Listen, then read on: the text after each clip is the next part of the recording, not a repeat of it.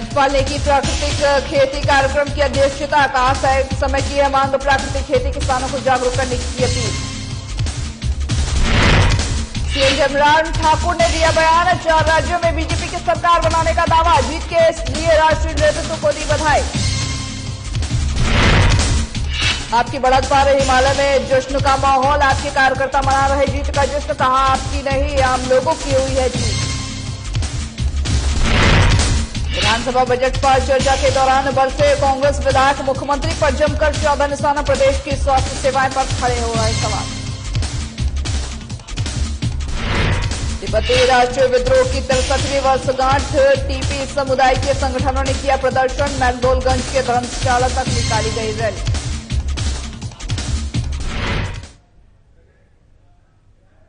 नमस्कार, आप देख रहे हैं साधना प्लस न्यूज। आप सभी का स्वागत है खबरें हिमाचल प्रदेश के हमारे इस बुलेटिन में। आपके साथ मैं अंजलि। बुलेटिन की करते हैं शुरुआत खबरों से, जहां पर राज्यपाल राजेंद्र विश्वनाथ आर्लेकर ने जिला सोलन के डॉक्टर यशवंत सिंह परमार बागवानी और वानिकी विश्वविद्यालय नौणी में प्राकृतिक खेती कार्यक्रम की अध्यक्षता की है, जहां पर मौके पर उन्होंने कहा कि प्राकृतिक खेती समय की मांग है और इससे संबंधित विभाग को प्राकृतिक खेती के बारे में अधिक से अधिक किसानों को जागरूक करने का आग्रह किया है।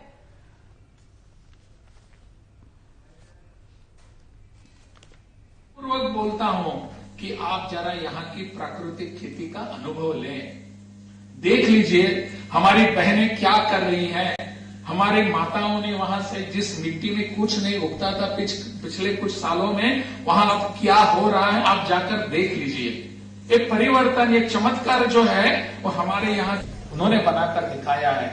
मैं आग्रहपूर्वक, अभी जब प्रहलाद जी पटेल आए थे, अपने केंद्र में मंत्री हैं, जल शक्ति विभाग के मंत्री हैं, वो आए थे, मुझे मिले। मैंने उनसे आग्रह किया, बाद में मैंने चंदेल जी को बोल दिया कि इनको जरूर दिखाना। चंदेल जी ने उनको प्राकृतिक खेती के जो बागवान था वो दिखाया उन्होंने। उसके पहले सुप्रीम कोर्ट के जस्टिस आए थे, जज आए थे, वो भी मुझे मिले थे। मैंने उनको आग्रह किया कि आप यहां देखकर जाइए। हिमाचल के सीएम ने 4 राज्यों में जीत की ओर बढ़त हासिल की है, जहां पर बीजेपी पार्टी के लिए ये राष्ट्रीय नेतृत्व की ओर बधाई दी है, जहां पर उन्होंने कहा कि 4 राज्यों में फिर से बीजेपी की सरकार बनने जा रही है। यह स्पष्ट था कि इन प्रदेशों में बीजेपी दोबारा आएगी। यूपी भारत का सबसे बड़ा प्रांत है, वहां कई प्रयत्न किए गए कि योगी को सत्ता से बाहर किया जाए, लेकिन इसका कोई भी फायदा नहीं हुआ और यूपी में एक बार फिर से योगी आदित्यनाथ की सरकार आने वाली है। अब में इस प्रकार के हालात हम देख ही रहे थे जब चुनाव की कैंपेन में भी गए थे, और ऐसे में भारतीय जनता पार्टी ने अपना वोट शेयर हासिल किया है। और दूसरी बात मैं बड़ा स्पष्ट कहना चाह रहा हूं कि सत्ता में तो कांग्रेस पार्टी थी, और कांग्रेस पार्टी जो नेतृत्व परिवर्तन करके चन्नी साहब को मुख्यमंत्री बनाने के पश्चात बहुत आशा में थी, बहुत बड़ी उम्मीद में थी। वो चन्नी साहब तो दोनों जगह से हार रहे। जो सिद्धू जी बहुत बड़ी बड़ी हाँक रहे थे, बहुत बड़ी बातें कर रहे थे, बहुत फेंक रहे थे, वो तीसरे नंबर पर चल रहे हैं। तो ऐसे में इस बात का आप अंदाजा लगा सकते हैं कि पंजाब से जो परिणाम आया है, उस परिणाम में हम मान करके चल रहे थे कि हमें कठिनाई होगी, लेकिन उसके बावजूद भी भारतीय जनता पार्टी के कैडर ने, भारतीय जनता पार्टी के संगठन ने, भारतीय जनता पार्टी के जो समर्थकों ने उसमें बढ़ चढ़ करके हिस्सा लिया और अपना वोट अच्छा वहां पर उसको मेंटेन किया। और आने वाले समय में पंजाब में भी भाजपा का भविष्य दिखेगा आपको तारों में निश्चित रूप से। सिरमौर के गिरिपार क्षेत्र को अनुसूचित जनजाति क्षेत्र का दर्जा दिलाने को लेकर के हाटी समुदाय संघर्षरत है, तो वहीं विधानसभा बजट सत्र में भी यह मुद्दा विधायक हर्षवर्धन चौहान ने उठाया है। विधायक ने कहा कि गिरिपार क्षेत्र की 144 पंचायतों को अनुसूचित जनजाति का जो दर्जा है वो प्राप्त करने का मामला लंबे समय से चर्चा में है, लेकिन प्रदेश और केंद्र में दोनों ही सरकार बीजेपी की होने के बावजूद अभी तक ये मामला सुलझ नहीं पाया है। ऐसे में मुख्यमंत्री प्रधानमंत्री के समक्ष इस मामले को लेकर के रखेंगे और लोगों की जो वर्षों की मांग है उसको पूरा किया जाए।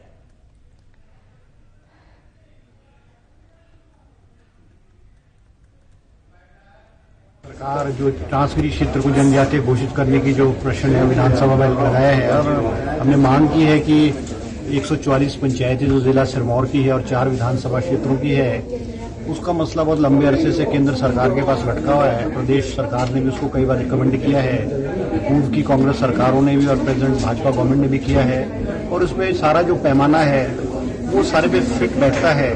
उसमें जो ट्राइबल डिपार्टमेंट है, जो नोडल एजेंसी है, उसकी रिपोर्ट भी गवर्नमेंट ऑफ इंडिया को भेजी गई है, और भी एथनोग्राफी रिपोर्ट जो है वो आरजीआई को गवर्नमेंट ऑफ इंडिया को भेजी गई है। और हम उम्मीद करते हैं कि भाई इसको जो है जल्द से जल्द ट्राइबल घोषित किया जाए, क्योंकि हमारा जो जौनसार बाबर का क्षेत्र है, जो उत्तराखंड का हिस्सा है, वो एक समय सिरमौर रियासत का हिस्सा हुआ करता था। उनको ये ट्राइबल दर्जा 1967 में मिला है, हमें नहीं मिला है। तो हमारे लोग जो है बहुत लंबे अरसे से इसकी मांग कर रहे हैं, और अब भारतीय जनता पार्टी के राष्ट्रीय पंजाब में आपकी बढ़त होने से हिमाचल प्रदेश में जो जश्न का माहौल है वो बना हुआ है। आपको बताते चले कि जहां पर आम आदमी पार्टी की हिमाचल में भी जगह जगह जीत का जश्न मनाया जा रहा है। इस मौके पर आपके संगठन मंत्री सतीश ठाकुर ने कहा कि पंजाब में आपकी जीत नहीं बल्कि आम लोगों की जीत हुई है। अरविंद केजरीवाल का नीतियों में यह नतीजा है और पंजाब के लोगों में आम आदमी पार्टी विश्वास जताया है। आम आदमी पार्टी के समस्त कार्यकर्ता सभी पहले से ही खुश थे। सिर्फ एक डेट का इंतजार हो रहा था, 10 मार्च। नतीजे आपके सामने हैं। सभी के अंदर उत्साह है और पंजाब के सभी लोगों को हिमाचल आम आदमी पार्टी टीम की तरफ से हम बधाई देते हैं। और साथ में ही इस जीत का श्रेय हमारी पार्टी के राष्ट्रीय संयोजक दिल्ली के मुख्यमंत्री श्री अरविंद केजरीवाल जी को जाता है।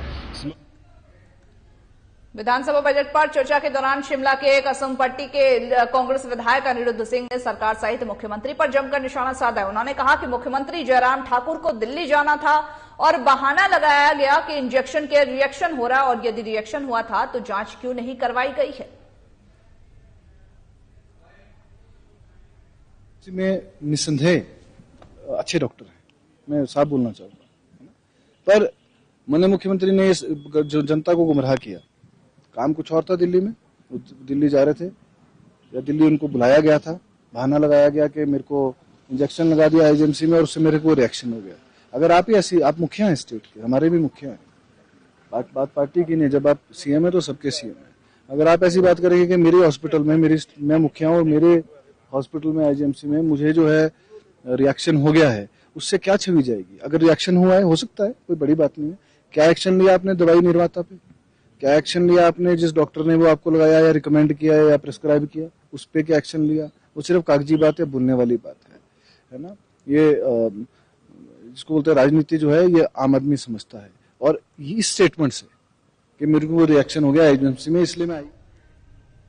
बीजेपी कार्यकारिणी सदस्य राजेश कश्यप ने कांग्रेस पर निशाना साधा है और कहा कि सोलन की नगर निगम जनता को सस्ता पानी और मुफ्त कूड़ा की सुविधा देने की नाकाम साबित हुई है। जहां पर सस्ता पानी देने का जो वादा था कांग्रेस ने अपने घोषणा पत्र में किया, लेकिन अब उसमें नाकामी का ठीकरा सरकार पर थोपा जा रहा है।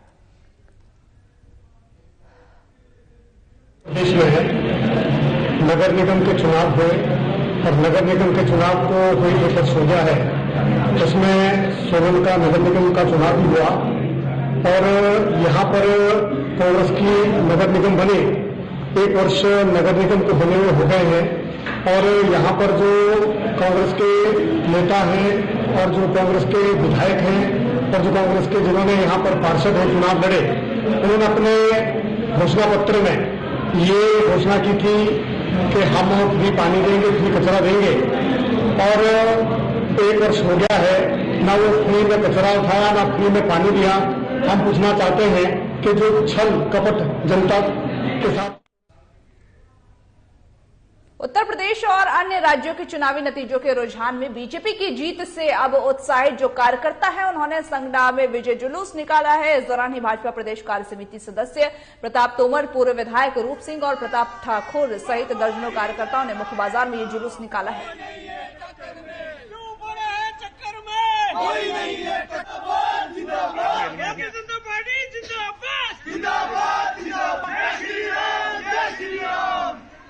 विधानसभा चुनाव हुए हैं इसमें 4 राज्यों में सरकार बनने जा रही है।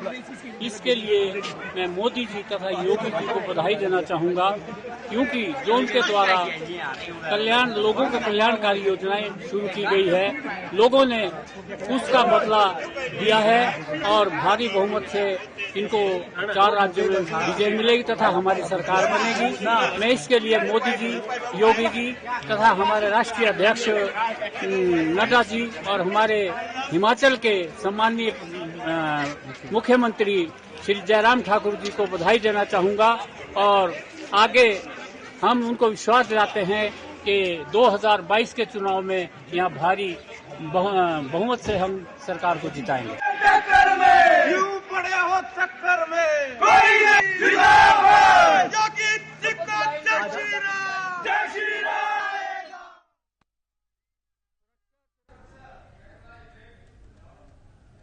अनुसूचित जाति से गूंजा सदन, जहां पर बता दें कि सुरक्षा की मांग को लेकर के लगातार ये मांग की जा रही है और साथ ही साथ बताते चले कि सिरमौर के गिरिपार क्षेत्र में अनुसूचित जनजाति का जो दर्जा है उसको दिलाने के लेकर के संघर्ष में ये दिख रही है। वही राष्ट्रीय विद्रोह का आज 0.3 वर्षगांठ है, उस पर प्रदर्शन किया जा रहा है। उसको लेकर के जो चीन के खिलाफ ये प्रदर्शन चल रहा है, बताते चले कि लगातार जो प्रदर्शन है उसका सिलसिला जारी है। उसको लेकर के एक और प्रदर्शन यहां पर देखने को मिल रहा है, जहां पर चीन के खिलाफ यह प्रदर्शन किया जा रहा है। इसी के साथ ही साथ बताते चले कि यह प्रदर्शन लगातार पुतला फूंकते हुए और जो लोग हैं वो वहां पर दिख रहे हैं और साथ ही चीन की जो सामान है उसको बॉयकॉट करने का यह प्रदर्शन किया जा रहा है।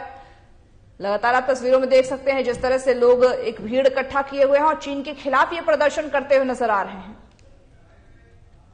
आज तिब्बत की क्रांति दिवस की 63 साल हो रहे हैं और इन 63 सालों में हमने न सिर्फ अपनी देश की आजादी खोया है, हम फिर शरणार्थी बन के भारत में आए हैं, लेकिन भारत की सपोर्ट से, भारत की सरकार और भारत की जनता की सपोर्ट से आज न सिर्फ हमने अपनी आजादी की मुहिम बना रखा है, जिंदा बना रखा है, अब हमारी उम्मीद जो है वो बरकरार है और हमको इतनी बहुत तेजी से, बहुत स्ट्रांग से लग रहा है कि तिब्बत की आजादी बहुत जल्द होने वाला है। मैं इसलिए कह रहा हूं,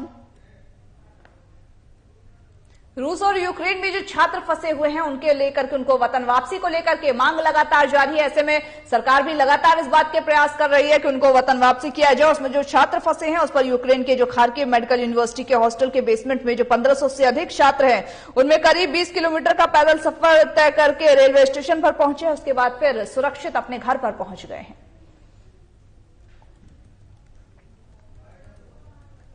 मैं खार्किव नेशनल मेडिकल यूनिवर्सिटी का स्टूडेंट था। खार्किव में हम वहाँ 8-9 दिन पहले बंकर में रहे, हॉस्टल के बंकर में, जब से वॉर स्टार्ट हुई थी। उसके बाद हम वहाँ से निकले रेलवे स्टेशन के लिए पैदल। उसके बाद वहाँ से पिसुची ने करके जगह जहाँ एम्बेसी ने जाने के लिए बोला था वहाँ गए, वहाँ सैनिटोरियम में रहे 2-3 दिन। वहाँ से फिर एम्बेसी ने बसेज अरेंज करवाई थी, इनके थ्रू हम यहाँ रोमानियन बॉर्डर के थ्रू इंडिया। मेरा बेटा आर्यन खार्किव से वापस हिमाचल अपने घर पहुँच गया। ये वहाँ पे 3rd ईयर में 5th सेमेस्टर का स्टूडेंट है। वहाँ पे अभी 5th सेमेस्टर के इसने एग्ज़ाम दिए और आज लगभग 13 दिनों के बाद हिमाचल पहुँचे, अपने घर पहुँचे। तो मैं अपनी तरफ से हिमाचल सरकार को, हमारे देश के प्रधानमंत्री आदरणीय मोदी जी को।